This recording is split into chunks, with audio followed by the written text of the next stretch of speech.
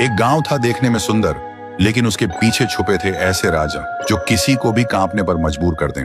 उस गांव का नाम था ढोलपुर, जहां के लोग कहते थे कि आधी रात को अगर तुम्हें ढोलक की आवाज सुनाई दे तो समझ लेना कि थुंग थुंग आ गया है। थुंग थुंग कोई आम इंसान नहीं था। उसके चेहरे पर अजीब सी मुस्कान, आंखें बड़ी बड़ी जिन्हें देखकर कोई भी डर जाए, और हाथ में एक पुरानी ढोलक। रात के ठीक 2 बजे वो गांव की गलियों में घूमता और अपनी ढोलक बजाता। आवाज सीधी कानों से दिल तक उतर जाती, धीमी, डरावनी और लगातार। गांव के लोग ढोलक की आवाज सुनकर कांपने लगते, क्योंकि जिस घर के सामने वो रुककर ढोलक बजाता, उस घर के लोग अगले दिन कोई बीमार पड़ जाते या किसी की मौत हो जाती। फिर एक रात गांव का एक लड़का रघु सो रहा था, तभी ढोलक बजने लगी। ढोलक की आवाज से उसकी नींद टूट गई। वो गुस्से से हिम्मत जुटाकर उसके पास गया। रघु ने कहा, कौन हो तुम और क्यों ढोलक बजा रहे हो?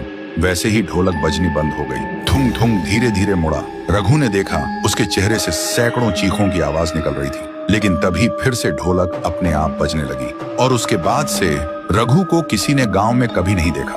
गांव में और भी डर फैल गया। कोई भी रात को 2 बजे बाहर निकलने की हिम्मत नहीं करता था। लोग दरवाजे और खिड़कियां बंद करके सोने लगे, क्योंकि ढोलक की आवाज इतनी डरावनी थी कि पूरा शरीर कांप उठता था। उसी गांव में एक लड़की थी, गौरी। उसका भाई रघु ही था। उसने कसम खाई थी, मैं पता लगाऊंगी कि मेरे भाई को थुंग थुंग कहां ले गया।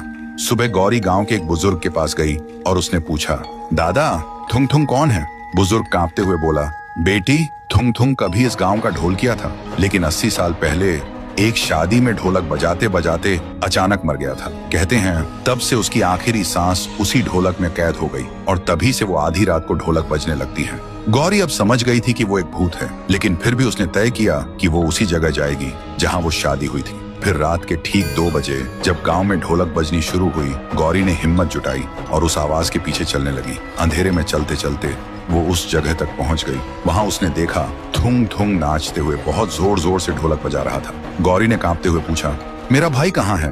थुंग थुंग अचानक रुका। उसकी आंखें जलने लगी और ढोलक अपने आप बजने लगी। तभी ढोलक के अंदर से एक चीख सुनाई दी।